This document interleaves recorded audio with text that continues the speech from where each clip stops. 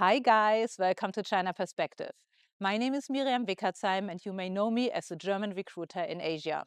When I speak to Western headquarters, I still hear words like decoupling or de-risking when I speak to them about their plans for China or what they hear about other companies. The first time I really remember hearing about this was during the first time Trump was president from 2017 to 21. I remember that he, and with him the United States, took a fairly hard stance against China, and their main reasoning was US national security, intellectual property theft, and of course trade imbalances. Things got worse and we had a proper trade war at hand. I remember that many of my Chinese candidates working in US companies in China called me and wanted to look for a new job. They said the economic success of American firms in China with the Trump trade war would be very low, and the additional tariffs made it nearly impossible to still sell and make good business. We saw tariffs and restrictions on both sides. China imposed them, the US imposed them as well. And you may remember Huawei, for example, which was quite a big wave back then. After Trump left office, we had the years of the COVID-19 pandemic. And suddenly the world saw just how vulnerable global supply chains were, especially when key medical supplies and critical goods were almost entirely dependent on Chinese manufacturing. We all remember that suddenly things like children's medicine or even simply aspirin were not available anymore in pharmacies in the West, and it spooked first the people and then by definition the politicians. Today, we have a fair amount of relocalization efforts done by Europe to bring system-critical industries back to Europe. I personally am not sure on how effective that will be. You can produce pharmaceuticals in Europe all you want, but if the raw material still comes from China, then, well, by 2023, the conversation shifted. Instead of a complete decoupling from China, the West started talking about de-risking. At that time, the European Commission President, Ursula von der Leyen, made this clear.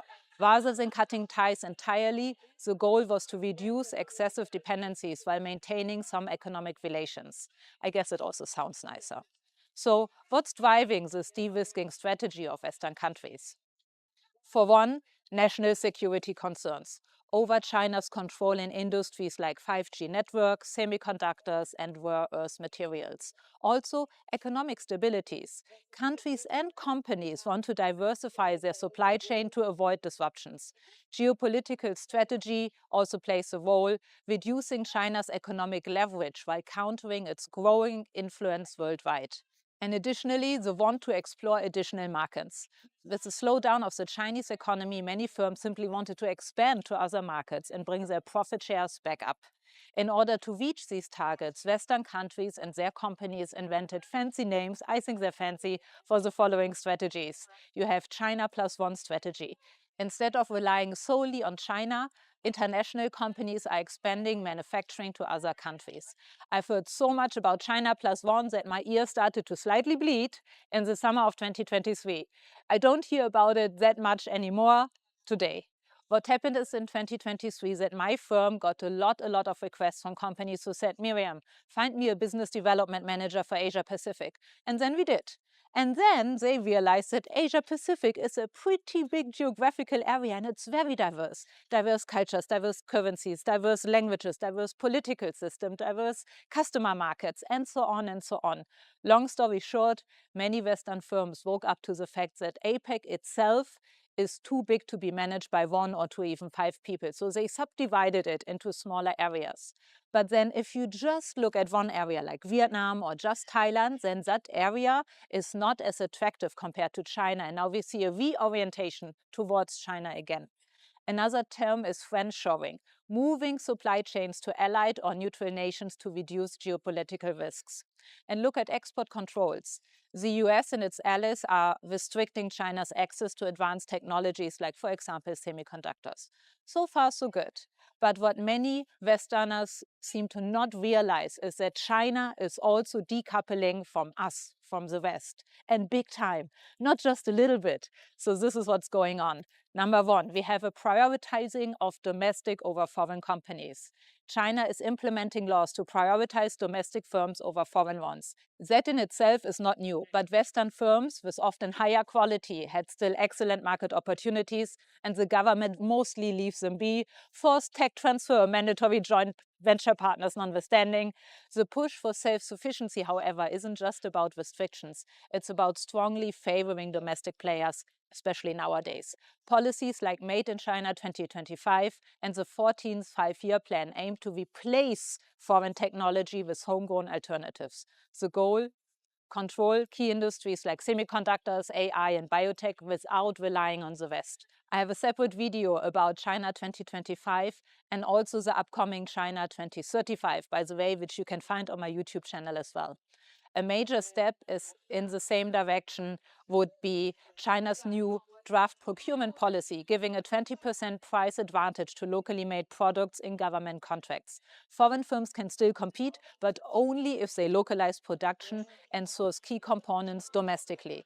It's a clear sign. If you want to do business in China, you better be built in China. I have several clients who've been told they cannot participate in tenders or biddings anymore as they're an FIE, foreign invested enterprise, or because they're importing their products. So they're being told that if they do not produce locally in China, they cannot join the tender process. But of course, China being China, there's always a solution. So the local distributor of those foreign firms may help out. So does the Chinese joint venture partner. And I know even one case where the Chinese wife of a Western GM found a way. That is China, there's always a way. But I really do want to highlight this. If you are a Western company and still import all of your products or machinery, it would be wise to have a plan B. In the case of several of my clients, they started to take apart the products and import it as parts, have final assembly or manufacturing done in China to circumvent this requirement. It makes me happy as a recruiter because then we help them find the operations director, the engineering director, and so on. But for you, for a firm, this can be an unexpected investment that you may have not planned for.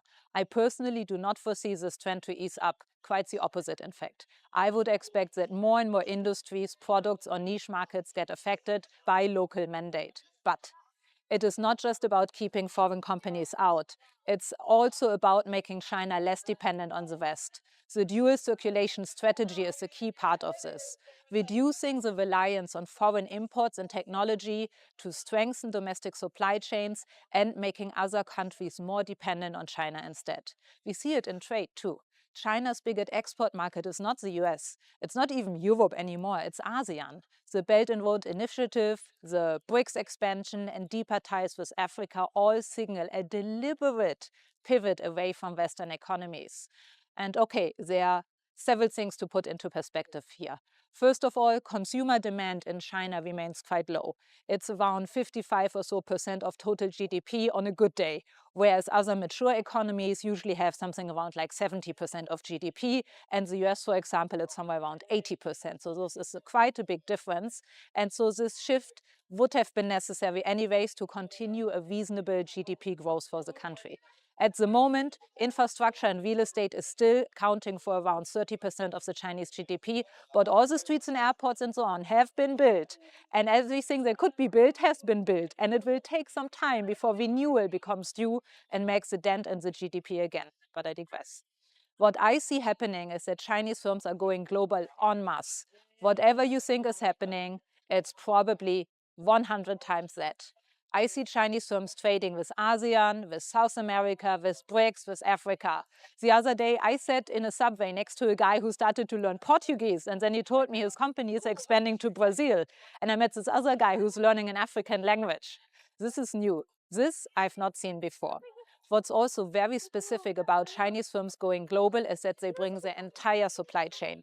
They will either scout the target country and find other Chinese firms to work with that are already there, or they will bring their existing network of Chinese suppliers over there. Just look, for example, in the automotive industry, what's going on in Thailand. So historically in Thailand, most of the cars sold used to be Japanese cars. The number of Western cars, my German heart is bleeding for Volkswagen, is comparatively low. However, since a relatively short time, the Chinese automotive OEMs, and especially the automotive EV OEMs, are pushing into the market. Thailand itself does not have local champions, so they see no need to defend and limit their market to other companies as other countries would do. The Chinese auto OEMs, for example, BYD, you all know, which bring their entire local supply chain with them. This is also happening in other countries. Another key aspect is the de-risking from the financial system. And granted, this is a work in progress, very much so. But China is also trying to reduce its exposure to Western financial systems. It has and always had strict capital controls, limited foreign access to its financial sector, and an eye on alternatives to SWIFT. It's called China's Cross-Border Interbank Payment System, CIPS, and has over 1,500 direct and indirect participants globally. Its telegraphic messaging format aligns with the ISO 20022 standards, allowing compatibility with SWIFT messages. As said, there's still a very long way to go, but it just shows the different ways the government is trying to think about it and build up contingencies. So why is China doing this? Well, their reasons are not so different from those reasons in the West. They want to protect their national security. They are very concerned that Western countries may force Western companies to stop working in or with China in the case of any escalating conflict, as we have seen with Western firms operating, for example, in Russia. They have to protect themselves against tariffs and trade wars, especially now. They also want to explore new markets and gain more market share. China is not cutting itself off completely, but it is reshaping global trade, tech and finance in ways that reduce reliance on the West. Foreign companies can still operate in China, but under increasing restrictions and only if they align with Beijing's priorities.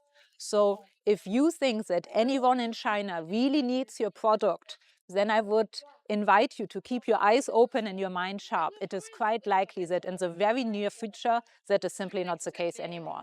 I hope you found this useful, guys. Let me know your thoughts about who is decoupling from whom. And if you liked this video, then like and subscribe for more. Thanks, guys.